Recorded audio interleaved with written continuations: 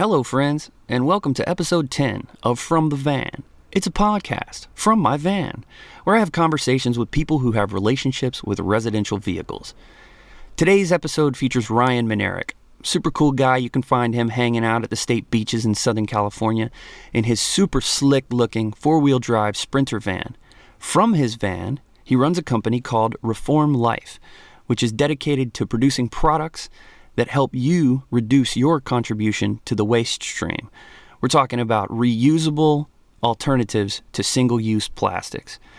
We had a really good conversation with Ryan about minimalist living, about his company, about surfing, and the whatnot. Unfortunately, we did touch on Game of Thrones. I apologize in advance for that. But all in all, I think it was a very good conversation. Remember to subscribe and like and follow us on Instagram and all of that. You can find everything at fromthevan.com. Here it comes, episode 10, featuring Ryan Minarik. Ryan, how do you pronounce your last name? Minarik. Kind of like generic, but Minarik. Oh. There you go. Yeah. Cool. Where are you from? I'm from Orange County, and then I moved out to Arizona for college and came back and lived in Oceanside for 6 years. Okay. So, California. Right. Yep. What town did you grow up in? Actually, it was pretty inland. It was called Rancho Santa Margarita is where I grew up. Yeah. So I grew up in there, and then basically was there until my parents moved into like San Juan Capistrano in my kind of final years of high school, and then went to Arizona State for 4 years. Why? I'm just so surf focused that whenever somebody like leaves I didn't surf. San Diego or Orange County, you didn't grow up surfing? I didn't grow up surfing. Okay. I Do came you back now? and surfed. Yeah. Okay. I came back and started surfing. My family was from the East Coast, and nobody knew the greatness of surfing, so Yeah. it didn't happen. Okay. What did you do in school? I studied CIS, which is Computer Information Systems, and marketing. I double majored. So I just did the business school and got in and out of there in 4 years, which was kind of a miracle compared to a lot of my friends. Yeah. You know? Yeah, sure. Yeah. So you've definitely put that to work, right? Oh, for sure. Tell us about your company. So I started this brand. It's called Reform, but it started off as a blog originally, as like an aspirational way how I wanted to sort of live my life and just kind of me discovering this whole lifestyle. So like 3 or 4 years ago, I started a Instagram page called Reform Life and kind of just started documenting this lifestyle and my own sort of slow transition into it with an old VW Westfalia in 1980. And I started doing that, and then long story short, after years in doing that and fed up with my corporate gig, I decided to bail out and kind of turn Reform Life from like a blog into more of a business. Okay. So I launched a Rooftop Tent in September this past year, or I started shipping in September, just because of all the interest in like outdoor lifestyle and kind of exposing people to the greatness of the outdoors. I launched that and then discovered shipping giant tents and everything is pretty hard for one dude. So I kind of shifted focus to now making products that help reduce single-use plastics. So like stuff like reusable utensils, straws, grocery bags. I'm kind of expanding more in that category now and focusing on that. It works well running out of a van. Sure. Yeah. Do you need to be in the middle? Well, tell me about this transition from the like Westfalia, and what sort of corporate gig were you working? So the transition from the Westfalia was pretty organic and natural. I always just wanted a VW bus, and I just like decided that I would get one, and I got it. I didn't even know I wanted a camper. I just always wanted a bus, and I got it. And it started to change my perspective. I started to realize that all I wanted to do was to be surfing and be in cool places. Right. So I started spending a lot of time in the van, and that was during my corporate gig. My corporate gig, I started actually a brand inside of a company making like Bluetooth speakers and headphones and stuff like that, waterproof speakers, like adventure-oriented speakers. At the time, nothing was really waterproof or anything, and there's a company called Polk Audio.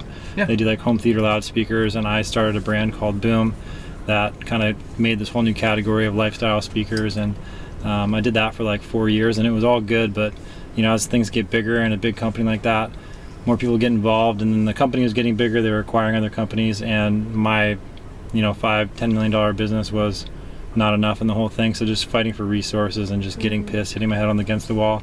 So I decided I wanted to bail out, and then kind of was like partially semi moved into the Westie, but also I had like a truck with a roof tent on it, so I just moved into a bag, like a duffel bag for like a year basically, and was just kind of in between like all of those things, or like my girlfriend's place at the time, and then like the van and the truck, just like going.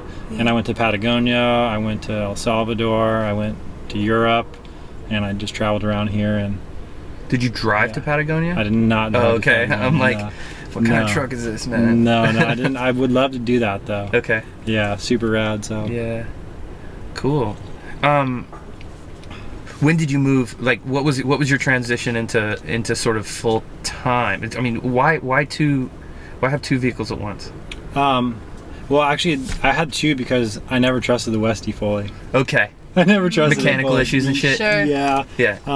Like it was pretty solid, but for longer trips, like if I just wanted to rip to Zion or something, kind of a little heartache on there. You're just worried about making it. So especially if it's a camping trip and you don't need all your shit with you or whatever. For sure. Yeah. Like it was such a sick beach runner, and I know it changed my life so much that I was like so stuck to it. But I transitioned to this vehicle that I'm in now. It's a 4x4 Sprinter, because it kind of basically like both of them fucked. It's like the offspring of those two doing it. So that's dope. I didn't realize it was 4x4. That's awesome. Yeah, it's a mid top, is that right? Yeah, it's just the low top or whatever. Okay. But it's like it still is pretty tall in there. I mean, it's like 5'4" or 5", I don't know, but I can kind of stand just a little tilt on the head. But I like it because I didn't do this to like be inside a van. I live out of it. Sure. So it's okay. You can be comfortable, and then you can go outside if you want to stand. Yeah, we're the same. You're the same way. That's our whole deal. Is it like we spend too much time outside anyway. Have you spent time, like, since you've been full time in the van? Because this is the big thing that I wonder about with this van is because both of us are just like, we would both rather be outside. You know, For sure. It's like that's why we're here at Moonlight every day. For sure. Is because we're not in anybody's face or bothering any residents if we just spill out of the van and like cook out the back and all of that sort of thing. Have you spent any time since you've been like mainly or partially or full-time or whatever in the van? Have you spent any time in a place where the weather sucks, like the Pacific Northwest, for like 3 weeks straight of rain or something? Because that's the thing I think that would start to grate on me. Yeah, I haven't done anything too gnarly. I mean, we kind of had our little spell here with some rain, but still like relatively mild. So I haven't done that too much, and I don't anticipate, if I am doing that, it being like a permanent thing. Yeah. It'll be like a rip through, check it out, and continue onward. Yeah. That's one of the attractive things of being in a vehicle, is that if the weather starts to suck, you just go elsewhere. Yeah. You just bail. Drive to where it's nice. Yeah. I mean, you don't need that much space, and like the more you have, you have more stuff, and it takes away more freedom, I feel like. Sure. So what else is going on in your van? What do you have power? Yeah, I have just like a pretty basic system. I know you said you have 300. I have 180 watts, just like one panel. And the whole rest of the roof's pretty wide open because I just like put a board up there. I have like a safari rack, so I work with that thing. There's a 180 watt solar panel system running into like a Renogy solar charge controller, and I have like 100 amp hour battery. So it's pretty basic, but I mean, for what I'm doing, like I just charge my computer. Sure, it's plenty. It's running the fridge, just like yours, a Dometic, and cameras and stuff, and my phone. Yeah. There's like more than enough. So I'm usually I think it's on more in like float mode most of the time. So I don't even take in all the power I can. I'm sure you probably do the same thing. Oh, for sure. Yeah, for sure. I'm usually not. There are a couple of things that I wanted to, once I got into the van, I started to fetishize like doing everything that I could off of electrical. And so we've got the Instant Pot, which we'll do a whole bunch of stuff. Yeah, you were telling me about that. And I'm pushing the top with that and the kettle. The kettle's 900 watts and the Instant Pot is 750, and my inverter is only 1,000. Okay. And so I'm like constantly trying to stay right under that ceiling. But yeah, I think, and I decided that if I was going to air, I wanted too much power instead of too little. Yeah. Just because of being in here full time, and I didn't really know what I was doing. Do you have water? Yeah, I just have like really basic little sink system. It's I have 2 6-gallon little jugs that are just like Walmart. You buy them Ozark Trail, and they're just like hand pump sink into like a normal little sink. Oh, cool. And I got like a 6-gallon little another one that's just for gray water. Yeah. So I just like pretty much just swap them out. fill it up, swap it out. I was like, no money. Are you traveling a lot? Right Mostly now, down when I moved into the van right now, I've kind of been more local. I've been like sorting out a bunch of stuff with I made those rooftop tents. I decided to get out of that business. I've been selling those. I'm working on selling my Westfalia. I just sold that like last week. Okay. There's like a couple little things I'm just like chores. Get them out. Yeah. And actually I also had just like broke up with my girlfriend of 6 years. So like I was kind of getting through that whole thing, and I've kind of been like in the last stages of doing stuff. But for me, it's like I want to travel, but for me, like I love like all this area and just surfing, and like I can just maximize like surf life and just like kind of be a lot lizard, like what you were saying, and just like hang out at Doheny or San Onofre or down here or Malibu and just kind of like. What sort of waves? You just mentioned mostly longboard waves. Are you a longboarder? Yeah, I just started longboarding more recently, primarily because so many rad places to hang out with a van are longboarding spots. Sure. But I love shortboarding too. I mean, I've been shortboarding for like 6 years in Oceanside, and so I do a lot of that. But the longboard has been pulling me in a little more, just because it's so fun. It's a totally different like dance, and it's rad. Do you longboard? No, the biggest board that I've ever had is a 6.6 Walden compact disc, but it's probably like 45 liters. Like it's like 3 inches thick. And it's got a giant like nose riding nose. And I bought that because I was a shortboarder, but like I wanted to be able to surf Old Mans and those sort of waves when I went there with people. And as soon as I got the van, literally Colette drove me out on July the 4th to Fontana. It was 100 degrees out there to buy this van. And the next day we went to San Onofre and bought the state parks pass. And I rode that board. I've had that board for 12 years. I rode it more last year than I've ridden it like the whole time that I've had it. Just because it's so pleasant to be down over at San Onofre and you can tether to your phone and work when you're not surfing and that sort of thing. It's so good. The state park passes too are huge. I mean, that's like such a deal. How I operate basically is I go there to those places. So you can do your dishes there and everything else. Yeah, where do you put your boards in here? What do you do? My board's up under the... Just have one in up here. under here. Just there, yeah, for the time being, and it's like tiny, it's 5'3". Colette's learning to surf, and my sister loaned her a Wavestorm. Yeah, I saw that last time I was here under the car. Yeah, but she still has a Prius. Yeah. And it basically is a closet. Sits around in parking spaces and I in use town. it for when I work, when I have like directing gigs and I have to drive to Scripps Ranch, or like next month I'm working in Carlsbad, so it's just that. But luckily I don't have to use it that often, which is nice. For sure. Driving is the worst, but yeah, so the Wavestorm hangs out in there because it's gigantic. Yeah. What is it? Is that considered? 8? What is it? I think they're 8 feet. 8 feet? I don't even know. 8. Yeah. Is that considered a longboard? I'm just concerned, learning. I do not know very right? much yet. I don't know where the cutoff is. Yeah, I'm like, I don't really. It's real They're like, thick. this is what you have to learn on. And I was like, okay. And I love it, but it's so heavy. Yeah. Wish it was not so heavy. Well, but that's good for now, I guess. Glass longboard is heavier, and it would have torn your arm up way more showing that.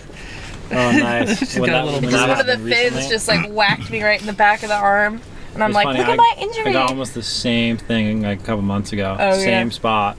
It's not just good. Tender right there. I was like, ow, that's gonna bruise, but it was like not a big deal. And foam right there. That's foam. That's soft foam. Oh no, that was the fin. The fin came up. I ate shit, and it just came up and whacked me right in the arm. But those fins are pliable too. They're not real glass fins like or anything. Yeah. But I make him carry the Wavestorm down, and I carry his board, and it's tiny, and I can hold it under my arm, and I'm like, I like this better, but then. Yeah, but then you get on it feels like a potato chip. Yeah. Oh yeah. I mean, I haven't even tried yet, so I'm curious like how that'll be. I'm still getting going. What's your 5'3"? It's a Firewire Chum Lee. Okay. So it's like a newer version of the. Have you seen the baked potato or the sweet potato? Yeah. It's just like a really skatey flat deck, super wide. What's the fin setup on it? My buddy Brent at Concept over here, who sold it to me, he's like a thruster guy, and he's like, that's not gonna work. It's a quad, but I'm pure quad, like all the way. Me. And I put that thing in. I took it down. I put it in quads in it. And I rode it for a few weeks, and then I went down to Costa Rica, and I was like, Brent says it's going to be better with a thruster setup, and I had bought the 5-fin kit, and so I put thruster in, and I surfed 2 waves on it, and I was like, fuck this. I went and put them back in. I love that speed, man. Yeah, you like the skatey feel too, huh? Yeah. The quad is just accommodating for that. It's so squirty. It's like cheating, you know? Yeah. It's like, if you can't generate your own speed, ride a quad. Dude, it's so fun. I'm with you because I have like a 5.6. It's a Firewire. It's a Machado, but it's called the Creeper. It kind of almost looks like a Hypto Crypto. It's like a little disc. But same thing. It's supposed to be like meant to be rode as like a thruster. No way. I rode it like a quad. I want that lift, man. That drive is where it's at. So. I look forward to understanding what all that meant. One day. You will. I'll get there. So when you say rooftop tent, I'm just thinking, because I see them all over town here, Tepuy or whatever. Is that the same sort of idea? Or? Yeah, pretty similar. My whole thing was that when I wanted to make them, I really did not like the footprint of them. Those things are huge, like when they're on your car. So the one I made was like just a totally reduced footprint. So like a normal Tepuy was like 12 inches tall all the way around. Mine was 8, so it was like a third less. And but still folded out pretty similar to that, but more like a ruggedized one. You know, kind of being more of a minimalist. You want like the highest end stuff. So I threw everything into it and made it like the coolest I possibly could. Yeah. Like no cost was like spared on anything. Just like do everything right. So I made like 30 of those, and nothing crazy, but just logistically, I mean, moving something that big is... You gotta pick it up and put it in a box and keep it in a storage unit or whatever, right? Yeah, I mean, where are you working out of? So right now the tents, they're located actually at my parents' house. Oh, okay. But I just work out of the van, and then like, you know, it's tough too though, because I shipped out a bunch of them and some of them got damaged in shipping because like they're not enough. So now I've been building custom crates for each shipment that goes out. It just like, it's a lot of work, you know, because then I inspect them too, because I want to make sure they're good. So I pop them out, check the whole tent, close it back up, put it in. It's 110 pounds. You're dodging, moving this thing around, building a crate, taking it to go get picked up. I mean, like, rad, just not for a one dude trying to live in a van. You know what I mean? Just they didn't line up. You need a warehouse and a team. Yeah. So now you're doing like you said, like flatware, titanium flatware. Yep. You make any sporks? Yeah, I have a spork. I love a spork. Yeah, I can get you one. It's like a 3-in-1. I have like it's got the spoon and the fork, and then in one side's got like a little serrated edge. Yeah, cool. One of those. But they're like super light, and they come with their own little carrying case, kind of like a sunglass carrying case. Yeah, sure. That also doubles like a little cleaning cloth. But yeah, I mean, like the whole idea with those is just like, you know, I mean, when you're in the van, you carry everything with you, but there's like no reason why anyone should not be carrying a little spork, so when they go out and eat, they don't use that plastic one that they use for 10 minutes that then is sitting in a landfill for 200 years, or making its way to the beach and being eaten by wildlife, and whole other thing. My sister got me like the bamboo set of them for Christmas, where it's like a fork and a spoon and a knife and a straw. I love it, especially the straw. Really comes in handy. For sure. It's killer, but those, I mean, the bamboo ones, man, I've seen those snap so much. Yeah, I don't know. I just keep them in my backpack, and then when I need them, it's like they're super easy, and it has a thing to clean the straw and. Yeah, I pretty much have the same thing. I have like a full utensil set also with a straw. Oh, cool. Same thing. Yeah. And a carrying case and a straw cleaner. It's an awesome idea. It's like, you know, reusable bags. We got to get people on it. For sure. That's something that's always like astonished me, because I spent I've been working with environmental groups for basically since I got out of grad school 12 years ago or whatever. And when the whole single-use bag thing came to my attention, because I'm not a lifelong environmentalist or anything like that. When it came to my attention, I was like, fuck, man. You don't drive your car anywhere without your car keys. What I need to do is require myself to either have a bag and I did this, and it took me like 3 trips to the store to completely reform my my behavior, because I was walking to the store. I was living in Cardiff and walking to the Vons up on Santa Fe, and my rule was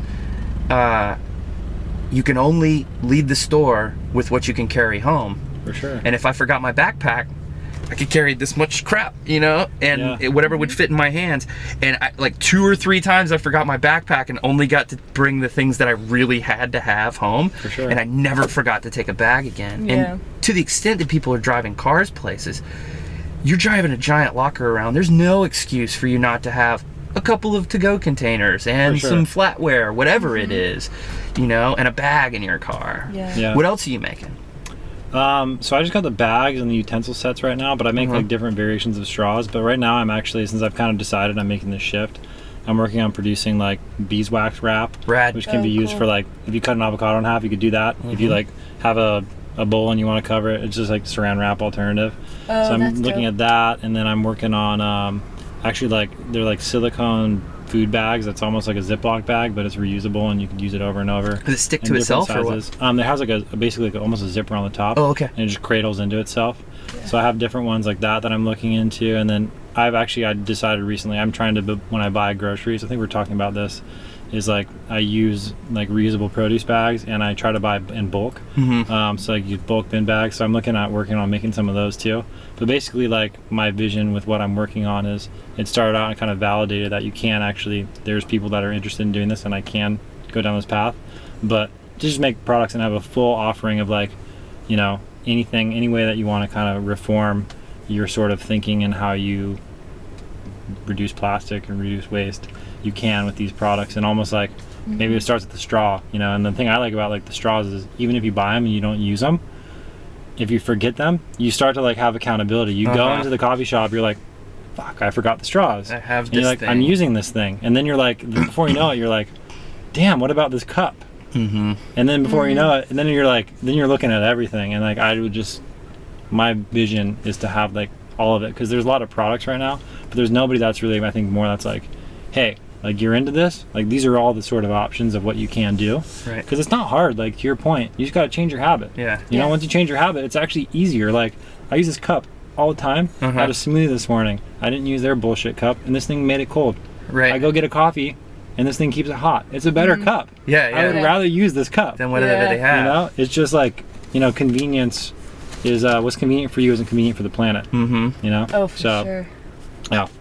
Rant over, I guess. No, well, hopefully not, actually. No. I mean, I think that, like, I think that, and this is just, this is a completely, like, ethically neutral analysis of the same sort of problem, is that I noticed that when my sister lives up the hill here in town, and she left for a little bit, and Colette and I house sat, because she's got a dog, too, for like 2.5 weeks while she was in Europe with this band that she's managing. And she's got this giant kitchen, and 2 days later we had just filled it up with dirty dishes and all of that stuff. And it's like, beer cans, you know, even if it doesn't have to do with like, I've used this, now I'm going to throw it away and it's going to end up in the ocean or a landfill. Even just so far as like, there are 30 glasses in the cabinet. Why would I wash this glass when I can use this one, right? I love what living in the van has done to me in terms of holding me accountable to clean this when I'm done with this beer, you know, or whatever it is. Like, I think if I ever do move back, which I will eventually, move back into a brick and mortar home or whatever, I probably won't have more than 3 or 4 bowls, because why would I? You know what I mean? It just encourages me to have a sink full of dirty dishes. At his apartment, it would, like, the whole sink would fill up until there wasn't anything left, and I would load up the little dishwasher and clean everything. And I did the same thing in my apartment. It's just, when you have space, you fill the space. Yeah, it's madness. You know, you think about, like, I think about this whole thing for me, the van is just like endless lessons about life and just like ridiculous. But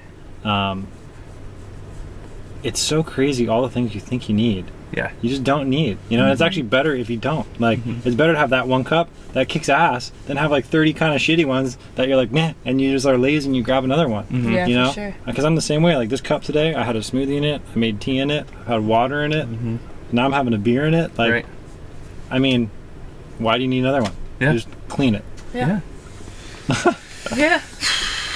I don't know. I have too many shoes in the van. We realized that today. He has so many. How many shoes do you have?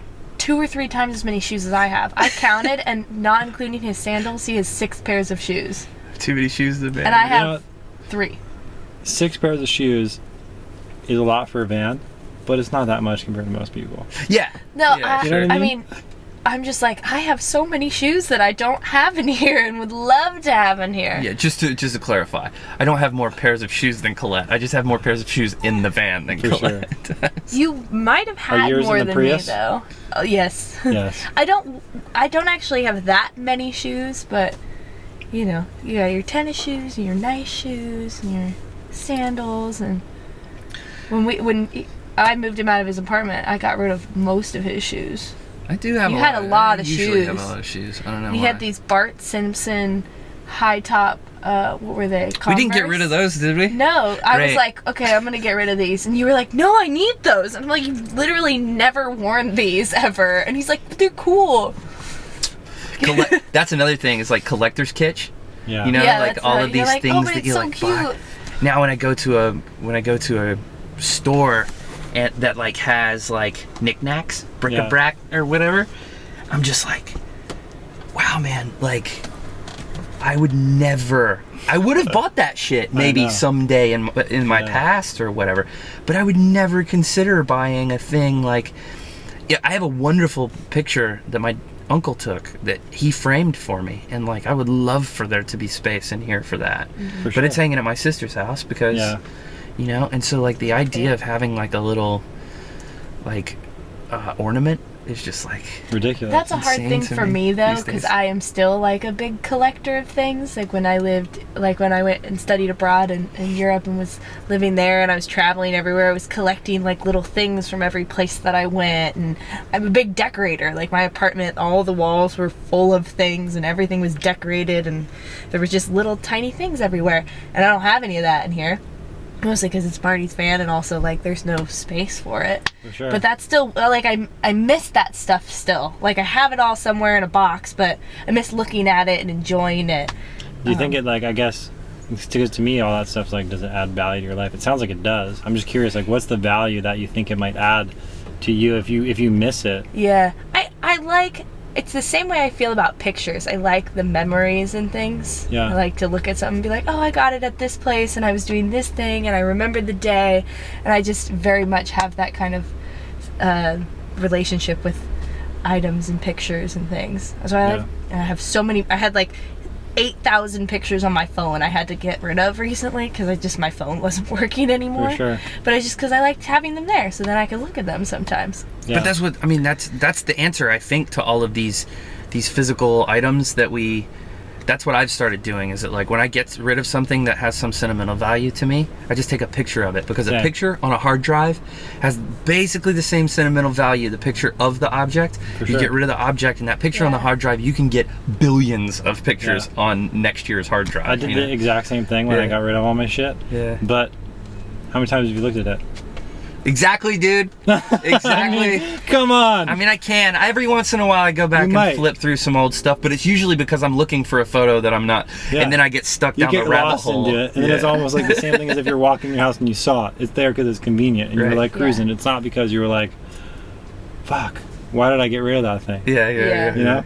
I don't need the playbill for cats that my grandmother took me to. All of my playbills, like if I had a van and I designed the whole van, there would probably be a wall covered in postcards from everywhere that I've been, and then another wall covered in playbills or somehow to decorate with playbills. And I collect coasters for some reason. I'm a big beer nerd, and I've been in the beer industry for like 5 or 6 years now. And so I have all these coasters, and I have this dream of doing a countertop all in coasters. Like things, I would love to find ways to work it into the place. Yeah, I think it's cool, like the idea of if you can do more functional things, like instead of having your art be like just a thing, like it can be like something that you actually use. You know, which like kind of changes it, and those sentimental things can then like actually have value. I mean, if you have the space, then you can work with it. Sure. But there is beauty in just space also. Oh yeah. But like in here, you don't have a lot of space, so it's like you got to integrate that shit. You know? Your beauty has to be in like everything. Coaster countertop. That's my dream. That'd be cool. Like, imagine if this door was covered in postcards. At a certain point, that gets busy though. It'd make me crazy. I love that stuff though. I'm so busy. I mean, you were in my apartment. It's so covered.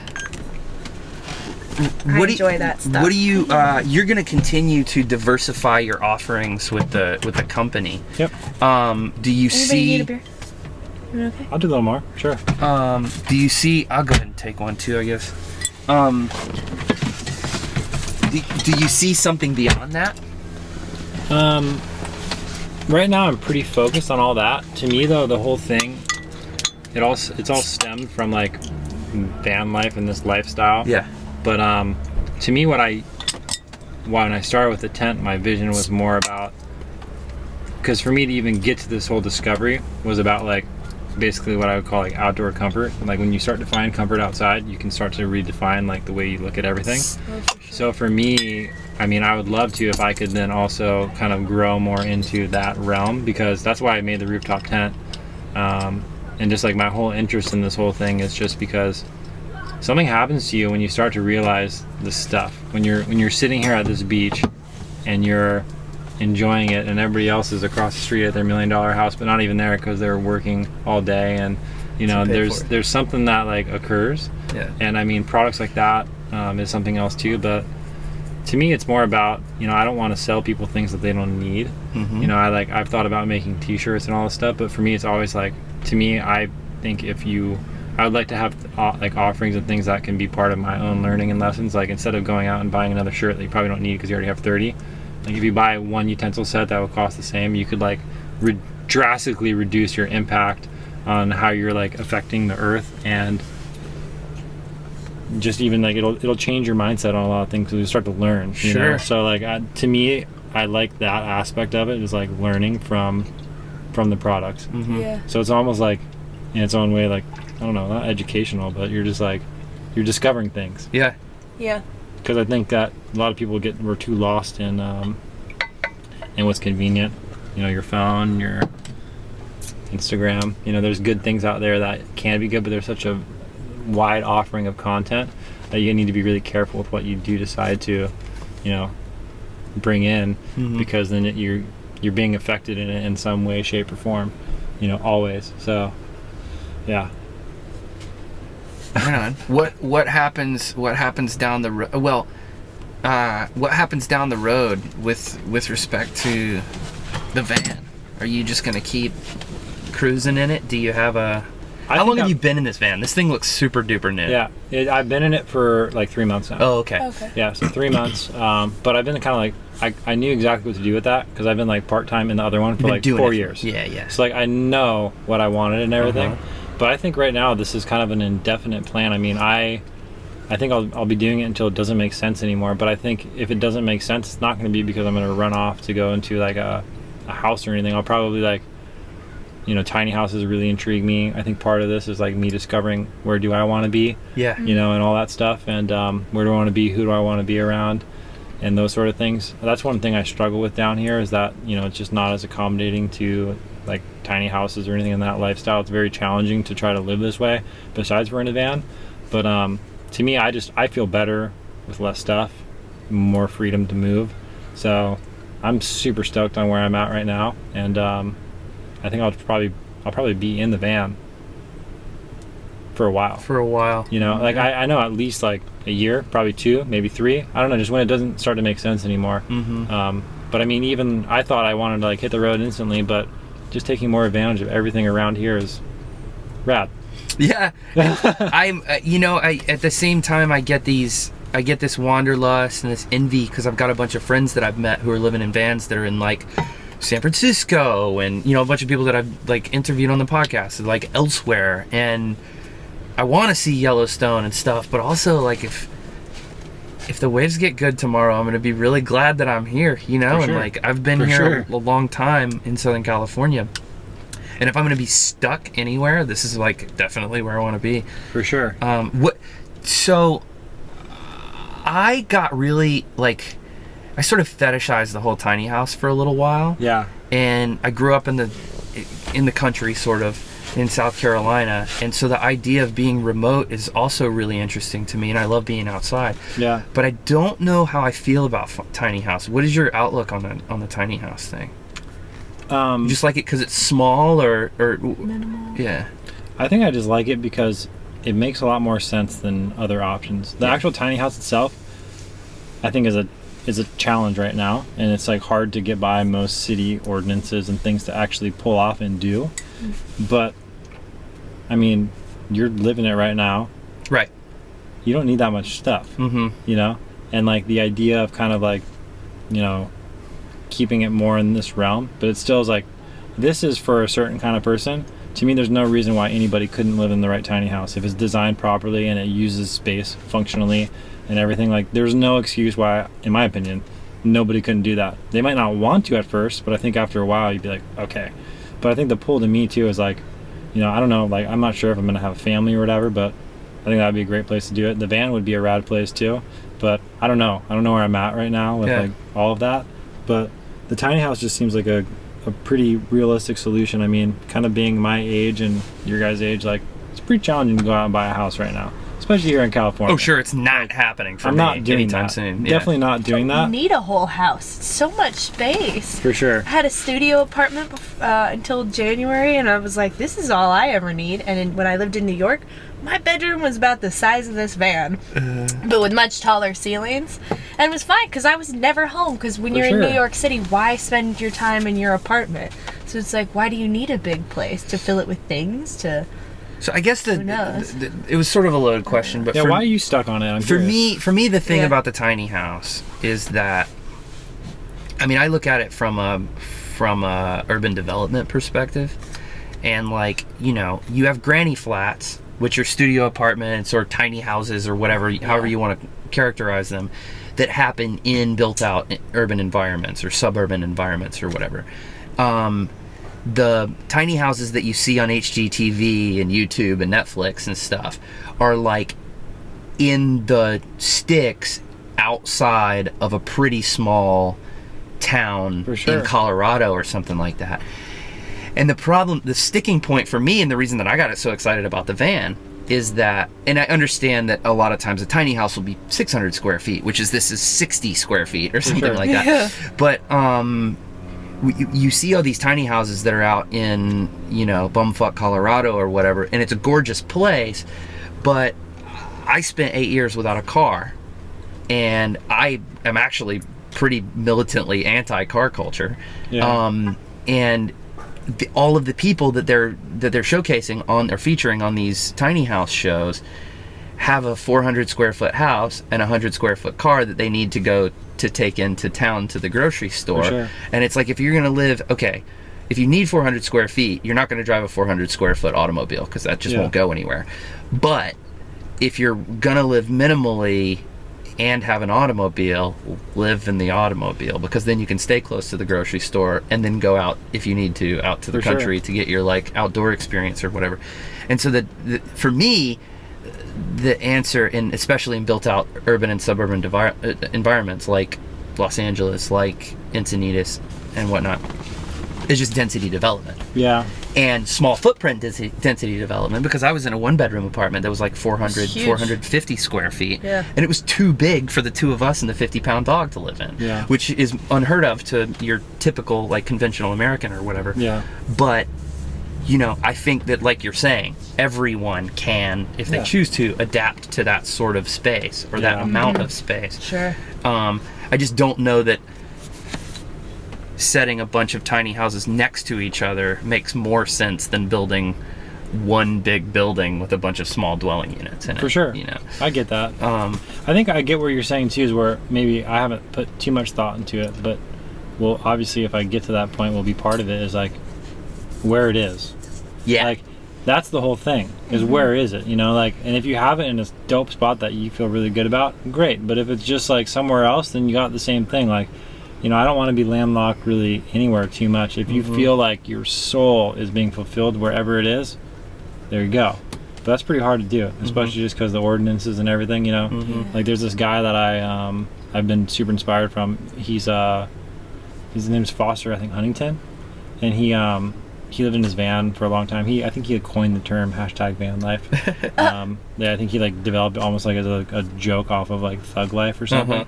But it was a long time ago, and he lived in his van, then he lived into a truck camper, like a Toyota truck camper with a 4-wheel camper on it, and then he actually went out into like Oregon, and this is also not a tiny house, but he built a tree house, but it's in like this epic area in Oregon, and he has like, I mean, it's in the trees. If you look at this thing, you're just like, fuck.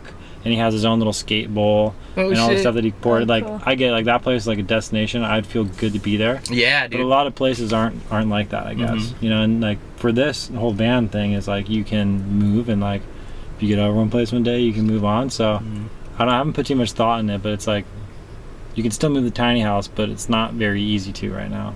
Yeah.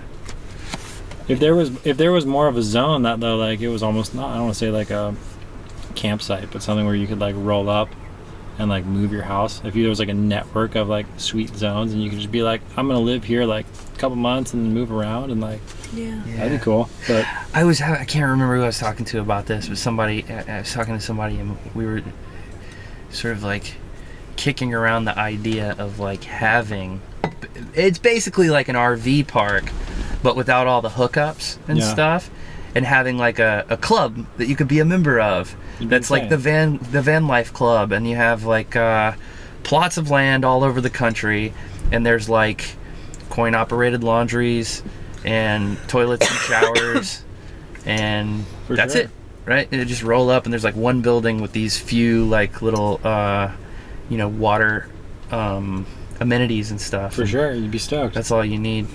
I know. On that topic though, I've had that idea though. It's like it basically you like made without the whole community aspect. If you just had like, because I shower at like 24 Hour Fitness and then, you know, all that stuff. But what if you had like a dope spot that was like for people like us that like you could do your laundry, and then you could like go in and like take a nice shower. Maybe they had a couple other things too, like you could pop in a jacuzzi. Yeah, like, yeah. Just kind of like your little Zen center. Yeah. And that would be so rad. I mean, I'm not gonna be the one to go and do it. Me either, dude. If somebody does it, thank you. Yeah. Well, and you think if it's built or set up in a correct way, it could be considered like a density area.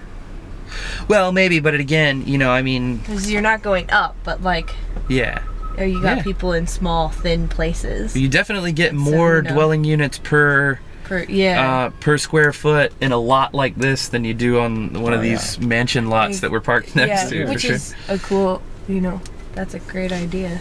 Yeah. It'd be nice. Cool. It's funny to think, this didn't occur to me before, but like all of the things that we just mentioned, jacuzzi, shower, toilet, sink, it's all just plumbing.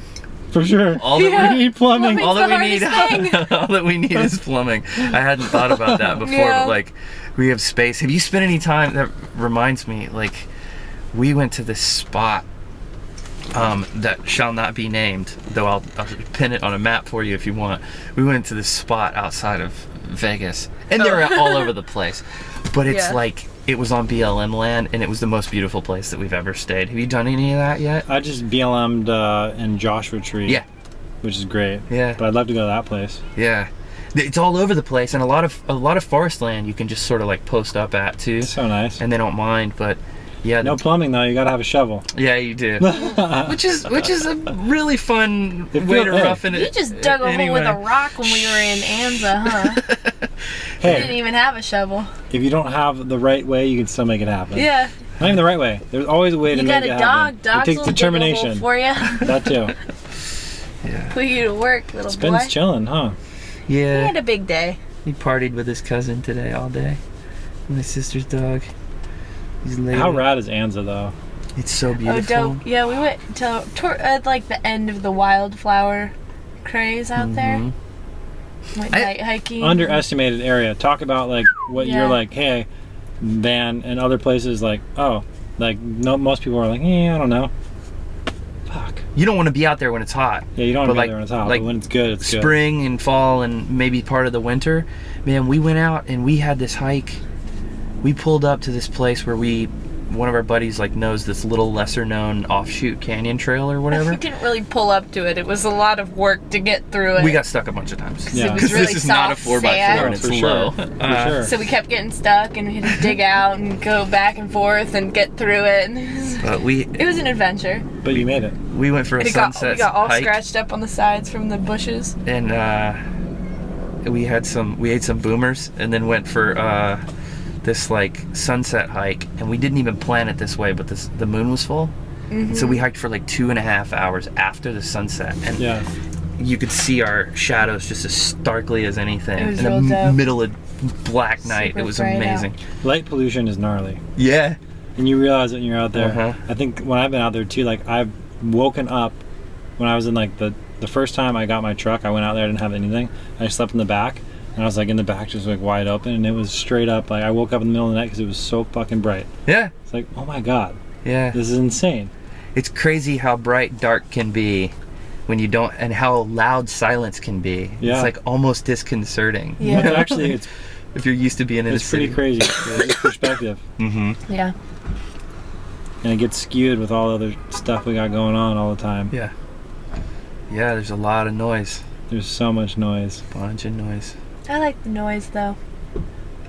I mean, it's cool to be somewhere that's really quiet, but I love a city, and I love just like always hearing things. Being able to walk around at 3 a.m. and it's light everywhere you go, and there's all this noise and people and cars, and there's something very fun about that to me. Have you spent time in cities at all?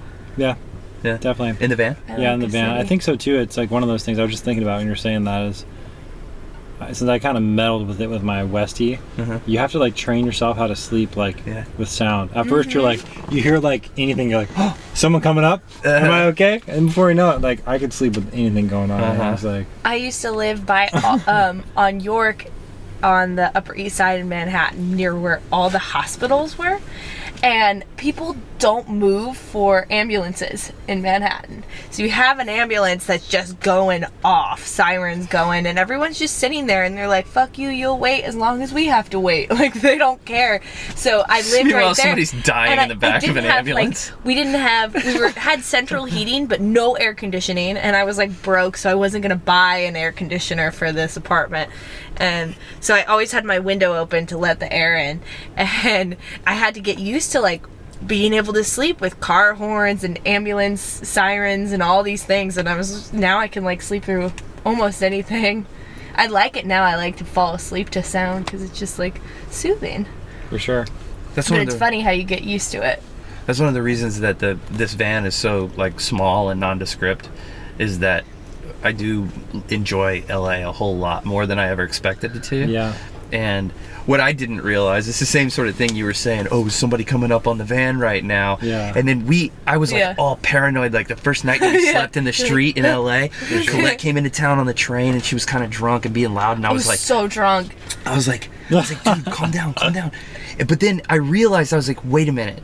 There is somebody getting stabbed within a half mile of here. Nobody gives a shit that I'm sleeping in my He was vehicle. so mad. But it's like my train got delayed like an hour, and I had like a 3 Crowlers of beer, which is a 6-pack, and I drank all of them and got talking to all these people on the train, and just got in and was like, hey, and he was like, shut up. And he was like, nobody, it's LA, nobody gave a shit. Yeah. I think it's interesting I was though, quiet because compared to it's most. one of those things too, though. It's just like, and I started to discover this is like your sliding scale of comfort, right? Yeah. And most people are like so comfortable that like you believe you need all this shit to be comfortable. When you pull it back, then you start realizing what you actually need to be comfortable. It's like really not much. We're really fucking durable. We're so for sure. durable. You can adapt to and you anything. can adapt, and it's fine. But Yeah. like we think you need the house and the bed and all this bullshit, right? Yeah. But like you're so durable, and like it's fine. It's actually rad. It's enjoyable. But you gotta like break through and like realize that, and then once you do, you're like, oh fuck, what's going on? Right. Yeah.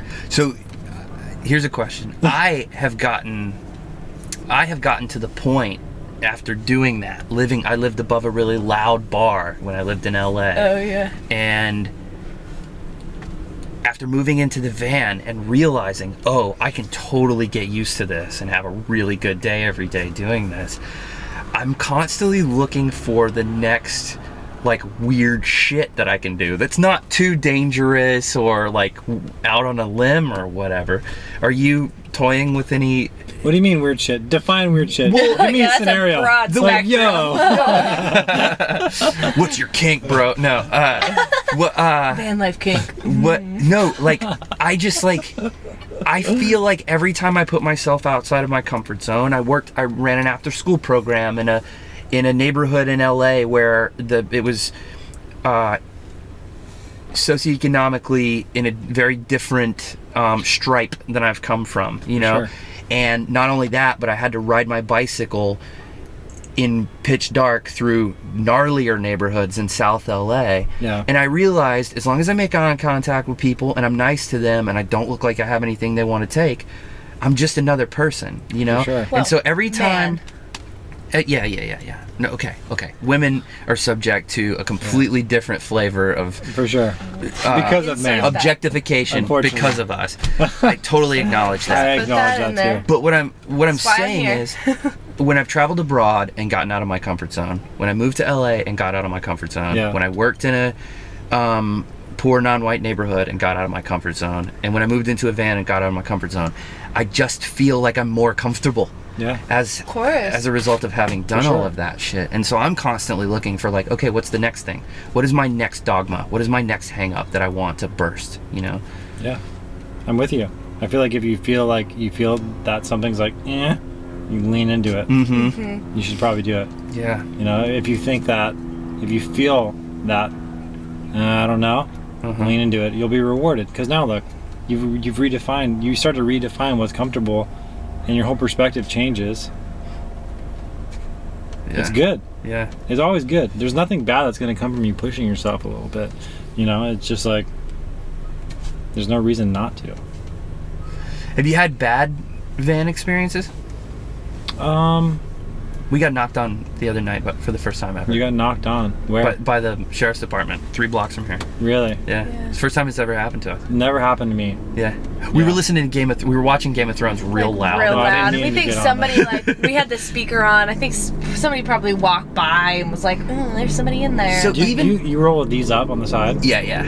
That's the one thing that I've been undecided on, is that I have a curtain here.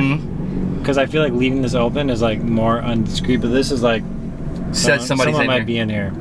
I feel you, but also you can tell like There's a lot more space. if the living room was cut off right here. For We sure. had a curtain before we got these, it and it's made just us sort feel of like, really claustrophobic. With just the more cramped. It was just like more cramped and like and the swivel wouldn't work that way. yeah, it just No, kind of cut off I'm the with space. I'm with you. I was just curious of that. But you've only had Yeah. it once, so it doesn't really matter. No, yeah, But and at we the were same being time, loud. this could even just look like, I'd look at this and be like, oh, it's like a catering vehicle, and they just got shit in there and they don't want you to see. You never even got Yeah. knocked on in the Westie? No. Did you sleep all over? I slept all over, yeah. Okay. Yeah. I really just think it was because we were loud. We were Yeah. like My not normal thing intentionally, too, but though, is that I hang out at the state beaches till like 10, Okay. and then I And then you roll just go in, and sleep. yeah. sleep, and then like 6 a.m. Gone. back at the state Yeah, beach. So yeah. like I'm where I like shouldn't be for like sleeping hours, and just silence, just like Right. pull in, chill, maybe have my iPod on and watch like something Right. fairly silent, Yeah. and you're just like out, Yeah. you know. But Yeah. but I mean, sleep like where do you guys sleep typically? Just on the street? Yeah. Yeah. Yeah. Do you have any like go-to places around here or anything, or no? Yeah. And the funny thing is, not only do we have a go-to place where everybody sleeps, but the police have told some other friends of ours to go over there. Yeah. The place where they came up on us. Which was funny. Yeah. But, well, I think we were just in a weird spot, and we were Yeah. being loud, and We just tried to we park. weren't being loud. We just had the speaker. Yeah. We just tried to. This is a loud show. And it was street fair day, and so Yeah. like a bunch of the other people from outside of our community were in town, and For sure. It was you know, there's that busy, and localism going on here. And It that was sort of only thing. 10 o'clock when we got knocked on. We had like an early night that night. and, like, How'd it go? What would you do? They were super cool. Yeah, I they were opened the just like- door, Did you say move? Or what did and they they say? were Yeah, they like, just told us to leave. "You guys staying here?" And we're like, "We were going to. Is that cool?" And he's like, "No, it's not." And I was like, "Oh, okay, all Where'd right." you go? Another Like a block over? just near, No, we went yeah, up just ne- near his sister. near my sister's place. What we try to do is, and this place sort of breaks this rule halfway, but abides by it most way. We just try to not park out in front of a residence. If we can Yeah. find a place where there's Yeah. not a residence door on either side of the street, and there was on one side of the we street. were a little far down the street that day.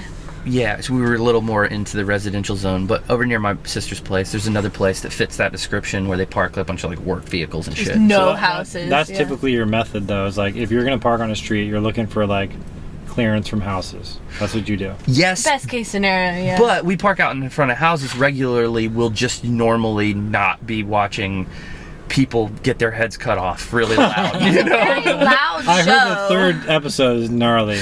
Like this shit goes on. Like hour and a half. Are you up? Straight. Are you up that far? No, I haven't even. I've only seen like 3 seasons, so we're watching like old seasons. Oh, you're back. I'm caught up. I'm caught up, but I haven't watched any of this new season yet. Brace And yourself. Like, yeah, my parents were like, "Yo, episode 3, it goes down." I was like, "Oh my I was God." so anxious. It's an hour and 22 minutes long, and I couldn't watch it Sunday night because we were at my show and then the cast party. And Monday I didn't get to watch it because we went to work, and then I had to go to work, and then we ended up hanging out all night. Yeah, and so I watched it Tuesday morning. He had to go work at the library. The library has fantastic Wi-Fi. So I went, I found the most dark corner of the library because it's like a dark episode. Yeah. And I watched it with the headphones in, and I'm like commenting on it. I'm like, oh my God, and like sobbing my eyes out. It was such an anxiety inducing episode. I love the show. I get super into it, but it was a lot. At 2 podcasts, you're about Game of Thrones now too, aren't you? Fuck. Sorry. Even my podcast turns into Game of Thrones. Everything's about Game of Thrones. Be careful what you let in, man. Yeah. We got 3 more episodes left, and it's gonna be a rough couple of weeks. You know what I took away though from that too? Getting What? back to it, libraries are fucking rad. Yeah, Dude, the one up here Libraries is are so rad. awesome. It's clean. It's got some nice places to sit. Like, it has these comfy ass chairs with these little like desks that you can like scoot over to you, and it's Underrated. a beautiful view, and it's nice. Underrated. Yeah, it's dope. I mean, Vans we just just you started discover going there. underrated. Yeah. Yeah. And you're like, underrated? Fine, keep it underrated. Uh-huh. I'm gonna rate it. Right. This is good. Yeah, we just went there for the first time like maybe a month ago. I had And been it in was there like- before for events and stuff, but like I have so many friends who are paying like $400, $500, $600 for these co-work spaces, and all they've got that the library doesn't have It's beer. is lattes and beer, man. It's like, shit, dude, you go into you're sharing a desk with somebody, or you can go into the library. They got 15 cents a copy for whatever form you need to fill out and send to the sure. government or whatever, and then free internet. All the books are sitting right there. Still cheaper to buy And a lot of the rad six-pack people in day. town are around. You know? Sure, library is legit. Plus, with Yeah, that it's cup, dope. everything's BYO. Yeah, you're good Yeah, to go. dude. It's like, yeah. Boozing in the I came prairie. in, I had a beer in a yerba mate bottle, and I'm drinking it, and I go, here, you want a sip of this? And he takes a sip of it, and he goes, I don't like that. Because I wasn't expecting Because he thought it IPA. was yerba mate. And I was like, dude, it's a fucking beer. And he was like, I it's was okay not now. expecting that. I'm like, Well, your expectations can mess up yeah, your... they mess up your taste buds. If I bit into a cupcake and it tasted like anchovies, I'd be weirded out. But I like sure. anchovies. There you Yeah, it's like expectations, you know. He's like, okay, I'm ready to taste this fruit tea that she likes. And then was like, I don't know about that one. All right, one of the cameras has shut off. Is there anything we haven't covered? Ryan, what's your website? go. Reformlife.com. Okay. You on the gram? I'm on the gram. Do you sell through like Amazon or Etsy or Amazon's my main jam. Dope. Just because for being in a van, they have an FBA Oh, where basically okay. they can fulfill and warehouse all my inventory. Brian does So I can basically be in the van and not worry about most of that stuff. Right. That's awesome. Which is pretty awesome for this kind of lifestyle. I mean, I'm still working on perfecting the madness. It's a challenge in its own, Sure. but it works well for this, you know. And it's cool because I just look and I get orders. I'm more worried about customer feedback, inventory, Yeah. all that stuff, not necessarily running around to post offices or having inventory in my van. Yeah. Do you ever fulfill stuff on your own, or you just send it to them? At this point, no. Yeah. The tents, yes. Yeah. Sure. But Because they won't care. They won't do stuff like that. That's- probably. yeah, they could. It's just really expensive, and Yeah. I'm still nervous about it. I'm trying to like handhold these the rest of the way out. Uh-huh. Yeah, Amazon FBA. I mean, if Probably on Prime too, huh? yeah, that 2-day shipping. Yeah. Yeah. 2-day rad. shipping, cool. people. That's awesome. Yeah. The thing though about that for me is like, that's for people that are looking for it, and a lot of people I think that need it aren't looking for it. Uh-huh. So that's why I want to fulfill. I have more aspirations outside of all that Sure. Yeah. Amazon, but yeah. Uh-huh. Everybody needs it. They just don't know it yet, right? Yeah. Well, it's such a cool point that you made about like, and you didn't use the word guilt, but that's what it is. It's like, if you have this thing and you go to Starbucks and you use the thing that you have a reusable one of in your car 30 feet away or at home or whatever, it guilts you into thinking about it next time. And then, wait, fuck, what was I going to say? It guilts you into thinking about it. Yeah. It gets you into thinking about it next time. And then the other thing, in the same vein, is like, your demographic isn't the people who are already aware of plastic waste, and it's not the people who are unaware of plastic waste. It's the family members of the people who are already aware of plastic waste, right? Sure. Like, people need to buy these things as gifts to give to their unaware friends and family, right? It's like, so that's what you do. And I'm not even unaware, but I appreciated that gift that she got me. Yeah. She was like, what does Colette need? Probably that. That's a great thing. Well, yeah, it's buying like, people useful things instead of exactly. just That's the whole thing of the van too, though. Is like, it's so easy to get a gift from someone. You're like, ugh, I love you, thank you, but I don't need this. But like, if you can get something that you actually need, it's like, you know, My family only gives me money now because it's like, here, you spend it on what you like, beer or shit or who cares. Like, beer's always. You buy shit. Yeah. Oh yeah. Wrapped in a pretty goodie bag with a bow and all this kind of thing. Yeah. Prefer dog shit. Cool. Well, thanks for hanging out. Dude, thanks for having me. Yeah, it's been a good time. All right, we did it. That was episode 10 of From the Van, featuring Ryan Minarik. Go check his website out, reformlife.com, and check our website out, fromthevan.com. You can get on our YouTube and our podcast and Instagram and read the blog and all of that stuff. Thanks for listening if you've made it this far. We'll hit you back next week on Tuesday for another episode of From the Van.